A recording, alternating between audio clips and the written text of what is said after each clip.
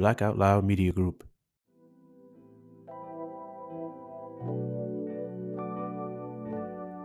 Welcome back to another episode of the Brown Sugar Cafe podcast, the place where poetry meets conversation. I'm your host, Terrence P. Elmore, and before we get into today's topic, make sure you hit that plus sign so you don't miss an episode.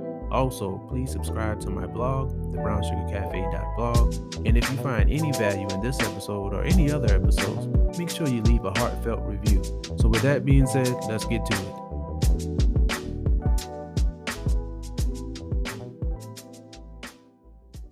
What's up, everybody? I hope that you all are doing well. This is part 2 of my conversation with Eric Harrison.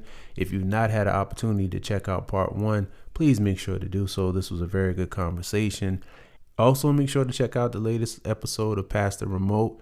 We had a special guest on, Danny Foxworth of At the Plate. And also, since we last spoke podcast, we did a Christmas movie tournament. And it was a lot of fun, filled with a lot of laughs. So check that out as well. But right now, we're about to get into part 2 of my conversation with Eric Harrison. I hope you enjoy.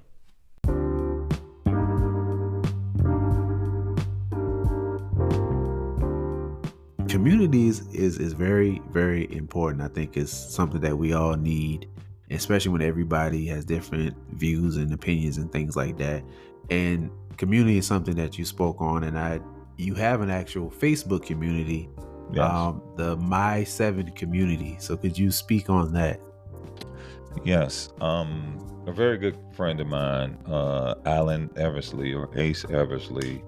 That's the guy that did the Love and Legacy short film, and some of the other very good videos that I have that talk about my brand and what I do in my coaching practice.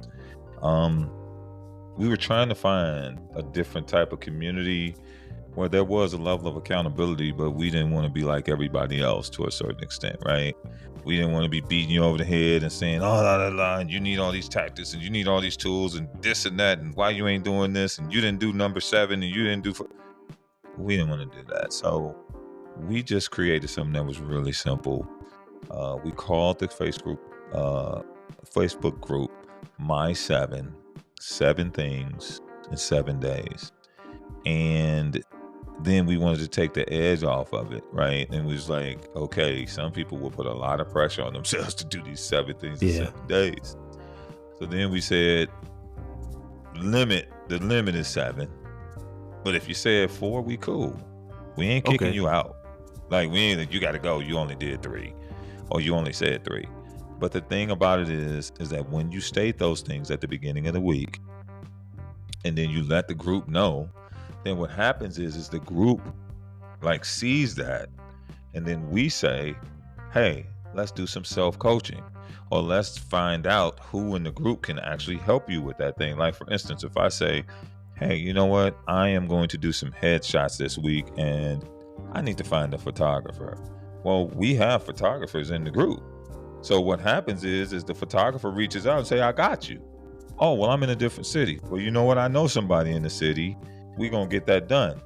So now you see where the difference is. It's not so much as, oh, you got 7 goals and you just going to tell us about your 7 goals. And at the end of the week, you just going to tell us that you got them done. But also we're facilitating the process of helping you to get them done. Because with me, man, it's like, I just think people get too motivated and they jump up and start running. And then once they start running, they don't know where they running to no more. They just stop. And then now it's another unfinished thing in your life. And everything that I do, I want to like take people, like I said, from point A to point Z. So that's what My 7's all about. And it's cool, man. People do videos, lists. They talk about stuff that's going on in their life, and we support each other big time. Okay, yeah, I saw that. I said, I don't know if I'm gonna be sure I should join or not. But after you, dude, ain't no pressure though. See, I know. Do you see? That's the first thing I said, because we ain't gonna be like, Terrence, you ain't do this, bro. What's going on? Like, I ain't gonna send you no side text like, bro, I told you. No, if you don't get it, man, it's cool, because look, bro, it's my group. Like, some weeks I didn't even post. And I didn't feel like bad about it, because it was like I was so busy running around. I'm like, ooh, But then when I tell other people that and they see me just be chill with it, they're like, you know what? It's cool. And people say, well, how could you get anything done in a situation that's not pressure filled? You'd be surprised what you can get done. Yeah. Because now people trying to help you. It ain't no competition. You know what I mean? So it works.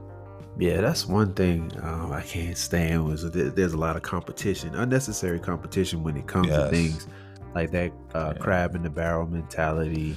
Yeah, I can't help you. Or the one that I really hate is, it was hard for me. Nobody helped me. So you got to figure it out on your own. Right. I think that when we learn stuff, especially if you've been in that position where you didn't have anybody to help you, you should be the first person trying to help somebody else so they don't have to go down the same road that you did. I would think. Man, bruh. Like if I went down like my life and just how I've just went through things, like I told you, I hooped. And the crazy thing about it is, man, is that even in high school, my coach was like, in my senior year, I was doing pretty good. I was in Chicago. So, Chicago public schools is super competitive and I was doing my thing. And all of a sudden my coach tells me he lost all my letters. So you played. So how do you think I felt when he said, I lost all your letters? Yeah. So that was the first hurdle. And then I was like, okay, well, I don't know. Maybe I'm going to have to figure something out. And then this dude, Rick Ball, for anybody that hooped, that's about my age, Rick Ball probably put more people in schools all over the country than anybody. And I don't know how he knew me. Somebody must have called him. And he said, we got a spot for you in Sedalia, Missouri. And that is like where the State Fair is, and the college, the school was called State Fair Community College. And I was like, I don't care, man. I need to get up out of here. I'm in the hood in Chicago. It's time to go. So I went and filled out my own FAFSA. Look, and then forged my mama's signature. She forgave me later. But she forgave me later. But and I got up out of there. And I wound up going to junior college, and it was crazy. By the way, Sedalia wound up signing a 6'9" cat. And then somebody in the same conference called me up later and was like, we want you. So then I wound up going to Trenton Junior College, which was in the same conference, and I was all over that dude's head that was 6'9". I went at him. Like, you took my scholarship, punk. You always got it. Of course. I'm not that guy anymore. But my point is this. All three of my boys played college ball, and they've done something in college. There is no way in heck that I was going to be like, you got to do the same thing I do. You got to fill out your own stuff. You got to get your own recruiting. You got to do it. Bro, I was there every step of the way. Talking to people, walking them through, asking them questions. Do you really want to go here? Is this what you really want to major in? This is what they offer. I had none of that. But I wasn't going to let my sons go through that, man. Like, some people think that's a rite of passage, but it's really just some stupid stuff that somebody made up somewhere. Yeah, that's true. Because hard times and difficult things help build character, but if you have somebody leading you along the way, that builds character too. For sure. If you value what you're doing, that builds character too. So it's not always about going through these things that could be avoidable. Some things you can't avoid, but if you have somebody in your life that can help you, or if you're that person who can help somebody, exactly. Just point them in the right direction, not hold their hand and do everything for them, but just like, hey, I did this, I made this mistake. Yes. I don't want you to have to make this mistake because this mistake cost me like 3 years I wasted. Man, bro. And I can save you a lot of time. But some people will sit there and watch somebody do stuff the wrong way because, like, well, nobody helped me. And then they'll have the nerve to say, I told you so. Yeah. I told you was going to mess up. First of all, you barely talked to me. And then secondly, why are you just going to sit there and watch me fall? Like, that's crazy, man. Now that I even said that, right? Ooh. That's bad. It's real bad. I want to talk about, before we get out of here, I want to talk about your book, Life Twists. Yeah. Was that the what I guess started the Love Legacy film Yes, that we've sir. talked about a lot. Yes, sir. So what Yeah. started Love Twist, and how did that develop into the Love and Legacy project? Yeah. Well, the name of the book is Life's Twist. Life's with an S and twist. Maybe Love's Twist sound good. Oh, I said Love Twist. I probably would have got a lot That's more your next women. book. Yo, Harlem Quinn Romance. No, I'm just kidding. We're not going there. We're not going Life Twists. there. Yeah, Life's Twist. We're gonna stay right there. Life's Twist: Navigation for Life's Winding Roads. That's the total name of the book. So there was a time in my life where things were really, really rough. They were dark, very dark. All these things happened within a year for me. Got laid off from a very lucrative position at a high-ranking company. Just boom, tapped on the shoulder one day, walk out. That happened. And then at the time I had my boys, my sons. I was married at the time, and that just wasn't gonna work. You know what I'm saying? The bills had to be paid. So I had to go into hustle mode. That's when I was doing websites for people and all that kind of stuff. So that's number one. Number two, I found out that my mom had stage 4 pancreatic cancer. And it was getting to the point where they can do nothing else for her. So long story short, she winds up moving into my home, and we were doing hospice for her. So we were preparing for her to transition. Yeah. So that's something else. Again, I mentioned that I had teenage boys. Do I need to say more? Right. Like junior and senior in high school. Yeah, exactly. And then my marriage was not the greatest at the time either. So this was a nice cocktail for all kinds of things to happen. So my mother winds up passing. I'm holding her hand, and I'm witnessing her last breath, right? But I'm the leader of the family, so I really can't trip too much. You know what I'm saying? So I got to make sure everybody else is straight. And that was kind of my escape. That's a whole nother conversation. So I get all that together. We do all that. In the meantime, I'm eating everything that is around me, and I'm gaining weight. I had got up to about 330 pounds. I was 6'6", 330. I'm like 250 now. So I was 330. Stuff was crazy. I was staying up all night working because I'm trying to get all these projects to pay for stuff for the family and pay the rent and do everything. And on Mother's Day, my mother died in September. And on Mother's Day the following year, I was out with a friend, and I felt funny. Chest was feeling weird. Long story short, I had a heart attack. And I had what was called the Widowmaker. And if anybody knows what the Widowmaker is 100% blockage in the largest artery of your heart going to the largest part of your heart. And the survival percentage of that is between 5 and 3%. So most people die when they have that. I got to the hospital, went through all the stuff. They went in and cleaned it out, gave me a stent. I have a stent even now.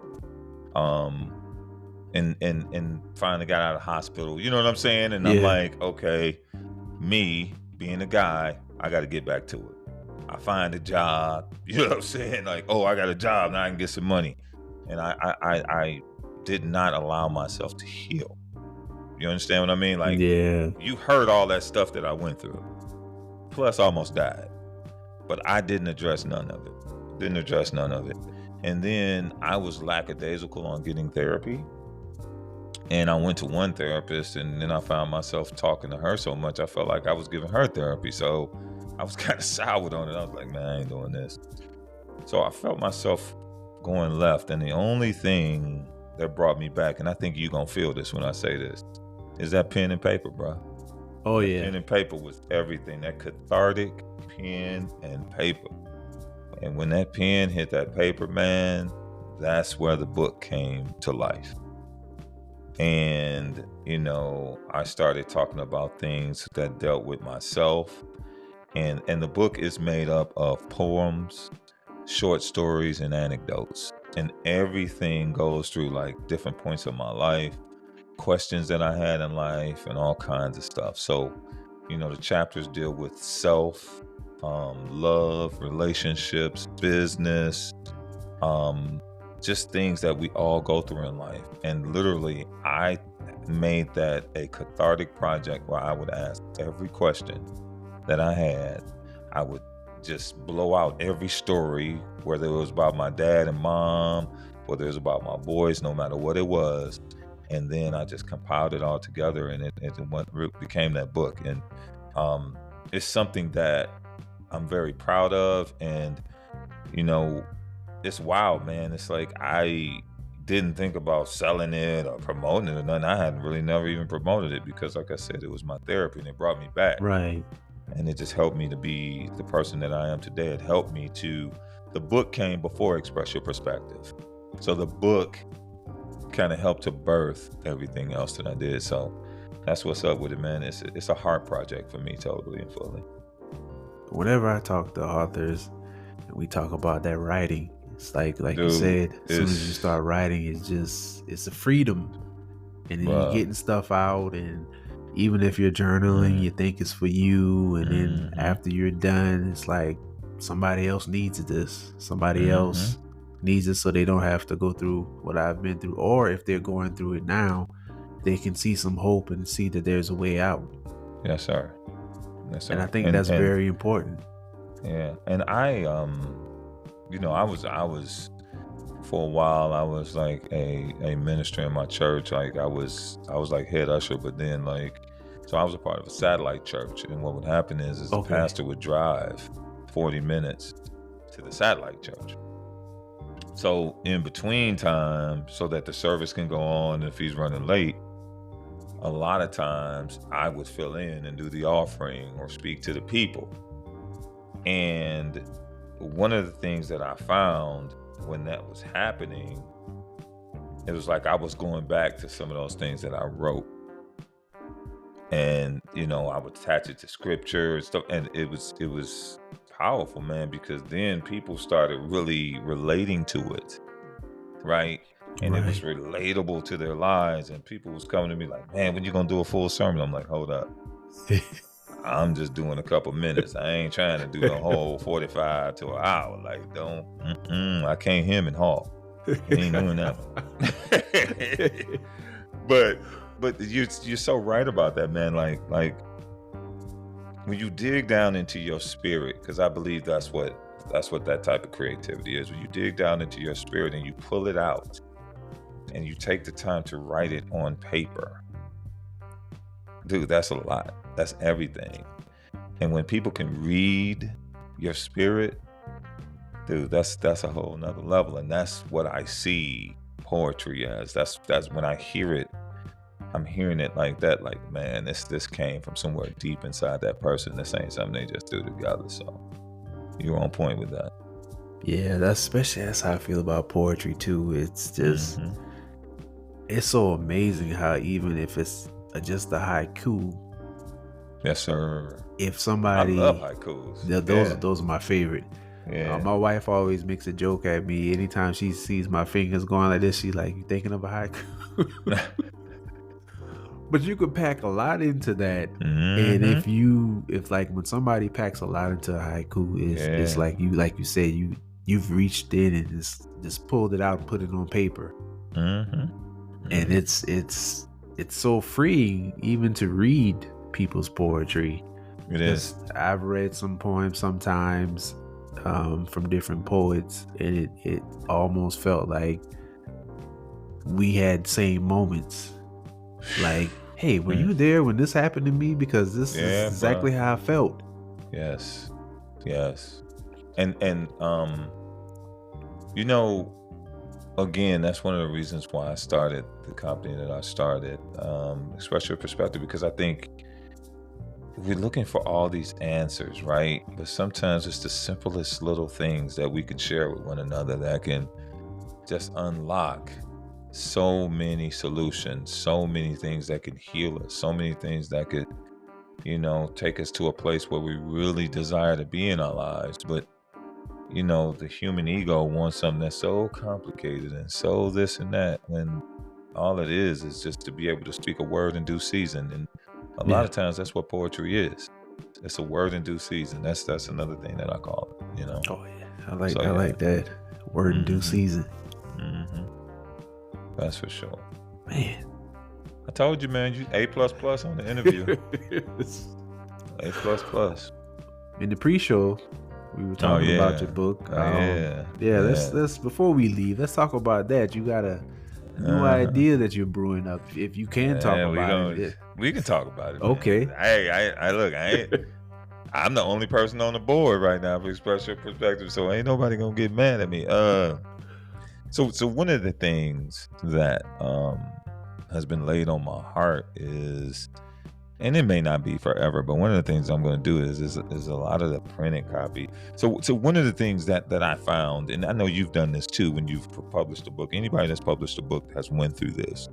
The reason why there's different versions sometimes of books, sometimes people want to add things, but a lot of times people do that because they find stuff, like mistakes and stuff like that, and it's like, my biggest thing is, and I know you go through this too, is like, I'm afraid of an editor, because the editor can change one word, one comma, one whatever, and it just changes the whole meaning of what I was saying. Yeah. So I have fought with that, man, and I'm like on the 4th version of Life's Twist, because it was just, like, I keep seeing different facets. And the light changes, and then I see another facet, and I see another prism, and then I just want to, you know what I'm saying? It's just so it's ever evolving. So instead of just like keep printing it, because printing costs money. Yeah. And my book, that, like, the book is hardcover. Like, I have some soft cover, but it's mostly hardcover because I just want it to be a keepsake.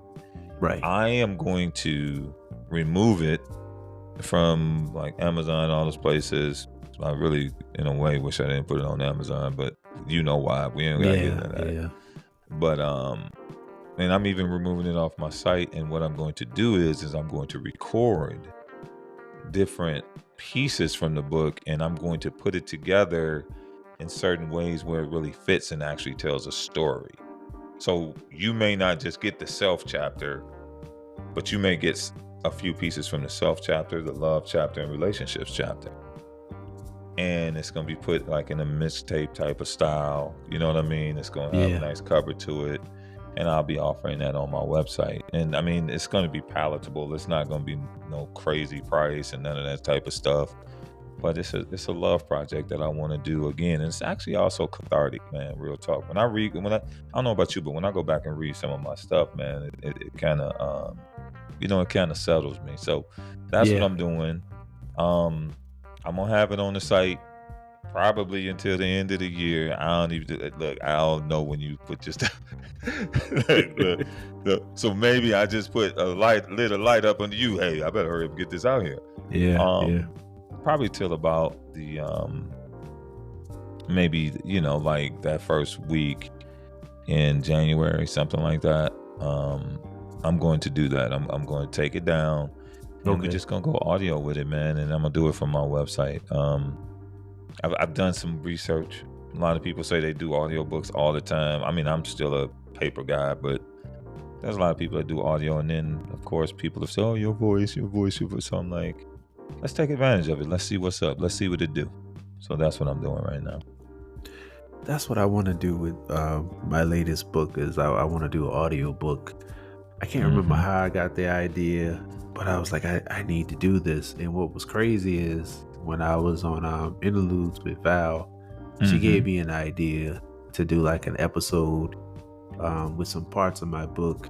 And that gave me the idea of maybe doing some pre-recording pieces, and kind of, because my brain really started going, and I was like, thanks a lot for giving me all this work to do, because it's not just going to be just, it's a lot of things I want to do to pull this off. Yeah, bro. And I'm like, I'm going to do that.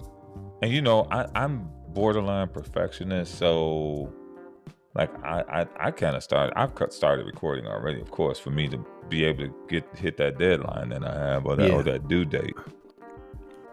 Bro, I didn't re-recorded the same thing like 20 times. Of course, yeah, And then I'm I like that went back too. and was like, this one wasn't even that bad. I could have used it, but you know, when you in your own head and all of that. So it's like I'm going through the process, but it's kind of cool. But I think you should do it, dude. First of all, you got a dope voice. And then secondly, I don't think anybody's going to like it's cool to leave it to other people's imagination, but sometimes like I like hearing people read their own books. Yeah, Like it's cool to have like a narrator and you know this guy who's just like yes and this and that and it's going to be this and you're going to make it world and the world is going to explode today and you're going to that's fine, but like when you can have the warmth of a person that actually wrote something, it's off the chain. So yeah, me man, too. I buy it. I Yeah, buy it in a so minute, I'm bro. gonna be working on that. I don't know if mine will be Yeah. as fast as yours, but mine. No, but listen, no, but I told you, I'm not doing the whole thing. Right, right. I ain't trying to finish the whole book. Like I'm doing it mixtape style. You know what I mean? Like I'm Yeah, kind of going back to the 80s and then kind of bringing it all the way back up to the 2024 and like I'm doing a mismatch, man. I'm expressing my perspective. Let's put it like that. I'm expressing my perspective. So we're gonna see how it works, and then if you ever have me back on, I'll let you know. oh yeah, I definitely got to have you back on to talk about how this planned out, and because I think that's really dope, especially when we're used to doing things a certain kind of way, and then we Yeah. mix it up. It's Yes. like Most yeah, definitely. I did the book, but I think I'm gonna do audio this time, and I think I'm gonna Hmm. pull, like you said, well, I'm not gonna pull mine off, but you said you're gonna pull yours off, and you're just gonna go audio and drop it like mixtapes. That's Hmm. one thing I loved about like the whole mixtape era was the anticipation Hmm. for like the next volume. There you go. And that's so See, this is gonna be man, you dope. get Yeah. the marketing. Thank Yeah. you. Thank you. I hope they anticipate. I Yeah, hope they they'll be will, like, man. Yeah. this was, dude, what is this? No, I don't think they're gonna do that. And then one other thing, another thing that I'm working on that I'm very proud of is um, I work with a lot of individuals at one time with my coaching, with the life languages and just my transition coaching and just really helping people to get from point A to point Z. But what I found is, man, I've been in corporate America I was in corporate America for like 30 years. I may not look like it, right? I probably look like this old eclectic dude that's probably like got paintbrushes all over the place. Yeah. I know I look like that now, but there was a time that I was buttoned up. And I've had some really special people in my life say, hey, man, you're depriving those people of some really good stuff. Like there's people in corporate that need to hear your message and even hear about your transition because maybe they're thinking about doing the same thing. So what's happened is I've partnered with some really cool people, man, that's helped me to put some things together, even dealing with like emerging technologies. Wise is always talking about that, right? Yeah, yeah. Emerging technologies, AI, and all of that. So I'm putting together some programs, some online courses, and different things like that to tell people how or to help people to be able to use their life languages with these emerging technologies. Because again, what did I say? It's the relationship with people, places, and things. And there's got to be a transition, right? Right. To be able to use these emerging technologies with your distinct communication style. So I'm doing that now. Like you ain't Yeah. crazy, you ain't old, you know what I'm saying? You ain't out of it. It's Yeah. just you just need to know how to use your life language, your communication style with the new technologies. And they are pretty receptive to the way you communicate. They really are. I went to we had an all staff meeting for my job, Mm-hmm. and they had a segment about AI, and the Mm-hmm. lady, she had these newspaper clippings of things that I think I heard about it, but never really thought about how it compares to now. Like they had the Mm-hmm. newspaper clippings, like when calculators first came out, and how math teachers were upset, saying that the calculators were going to replace them. And then she had like Yeah, yeah, another yeah, yeah, news yeah, clip, yeah, yeah, yeah, yeah, stuff yeah, like yeah. that. And it's like they didn't replace teachers. They didn't replace because I mean there are calculators everywhere. And I think the other thing was when the TV first came out. Mm-hmm. How people were paranoid about that. Mm-hmm. And now look at us, we have internet and stuff, and the TV actually helps us in a lot of cases as far as getting information. Exactly. So, Dude, if it wasn't for the internet, me and you wouldn't be on right now. Think about that. exactly. And that was something people kind of feared. So this is going to be pretty good. A lot of people, when it comes to AI, and it's because we've been conditioned to think about it like that. We have the Terminator and all these other movies where the AI goes bad. Exactly. The robots go bad and take over. But I mean, we've been using AI for a very long time. Just hadn't thought about it. Oh yeah, Different things. AI been. Dude, if you watch Netflix, AI been in your house for a long time. Because how is it that every time you watch a movie, like all movies that's like the movie you watch keep coming up? Exactly. That's AI. It's learning you. Exactly. It's a machine language, or it's a machine technology that's learning your human tendencies. Like literally, when I do Chat GPT, bro, like I literally say stuff like "Thank you," "I appreciate the response." And it comes back, and I'm telling you, like a lot of the responses that I get now when I do certain things, it's actually pretty dope, man. At first, I was skeptical because I was like, man, this thing can't think like a human, but you'd be surprised. It's all Wise's fault. We gotta embrace these things, man. I like what you're doing. I like that idea because that's something that we definitely all need to incorporate in anything that we're doing. There's always going to be the need for that human touch. Yes. It can't quite do everything, which is a good thing. Yeah, I think we covered everything. All right. This would be I guess a good place to stop. Yeah, dude, I don't want to overtalk because I want to come back. You'd be like, man, that dude talk too much. He ain't coming back. You good? Like, nah, that brother can't come over no more. Before I let you get out of here, let the people know how they can get in contact with you, how they can find out more about Express Your Perspective, 7 Life Languages, or any information that you want to share. It's pretty easy, man. I'm everything Express Your Perspective. Okay, so my website is expressyourperspective.com.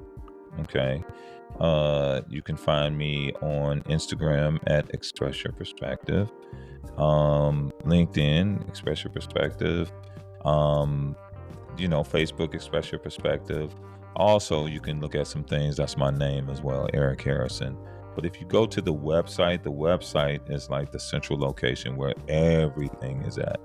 And you'll find out a lot more about me, what I offer, how I offer it, and also if it's something that can really help you to enhance and, just live a better life, man, because that's really the goal. I want to help people to do what they love to do so they can serve the people that they love and build, rich and long-lasting legacies. Like, that's my main thing, those 3 things. And if you go to the website, you'll see that. And hey, let's tap in and let's get together. Please, everyone, tap in with Eric. Once again, thank you for being my guest. I appreciate you for coming on. To my listeners, remember, keep pushing forward.